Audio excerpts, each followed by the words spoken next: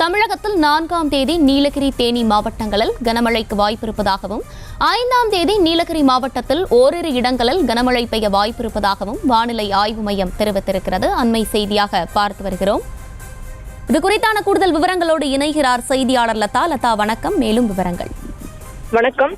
தென்கிழக்கு அரபிக்கடல் மற்றும் அதனை ஒட்டிய பகுதிகளில் நிலவக்கூடிய அந்த காற்றழுத்த தாழ்வு பகுதியானது தற்பொழுது வரை அதே பகுதியில் நிலவுவதாகவும், அதே போல தென்மேற்கு வங்கக்கடல் பகுதிகள் மற்றும் இலங்கைக்கு தெற்கே அந்த நிலவக்கூடிய அந்த வளிமண்டல கீழடுக்கு சுழற்சியும் தற்பொழுது வரை அதே பகுதியில் நிலவக்கூடிய ஒரு நிலையில் தமிழகத்தில் அடுத்த 6 நாட்களுக்கு மழைக்கு வாய்ப்பிருப்பதாக வானிலை ஆய்வு மையமானது தெரிவித்து இருக்கிறது. அந்த அடிப்படையில் அடுத்த 6 நாட்களுக்கு தமிழகம், காரைக்கால், புதுவையில் பார்த்தோம் என்றால் லேசானது முதல் மிதமான மழைக்கு வாய்ப்பிருப்பதாகவும், அதே போல 4ஆம் தேதி 5ஆம் தேதிகளில் தமிழகத்தில் குறிப்பாக நீலகிரி மாவட்டத்தில் கனமழைக்கு வாய்ப்பிருப்பதாக வானிலை ஆய்வு மையம் தெரிவித்து இருக்கிறது.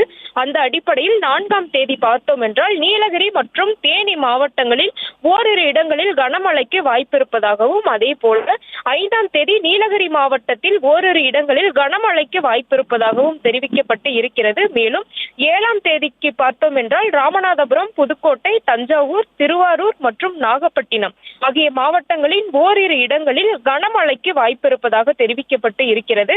சென்னை மற்றும் புறநகர் பகுதிகளுக்கான வானிலை அறிவிப்பை பொறுத்தவரை அடுத்த 24 மணி நேரத்திற்கு வானம் ஓரளவு மேகமூட்டத்துடன் காணப்படும் என்றும், நகரின் ஒரு சில பகுதிகளில் லேசானது முதல் மிதமான மழை பெய்யக்கூடும் என்றும், அதே போல சென்னையை பொறுத்தவரைக்கும் அடுத்த 48 மணி நேரத்திற்கு வானம் ஓரளவு மேகமூட்டத்துடன் காணப்படும் என்றும், நகரின் ஒரு சில பகுதிகளில் லேசான மழை பெய்யக்கூடும் என்றும் வானிலை ஆய்வு மையமானது தெரிவித்து இருக்கிறது.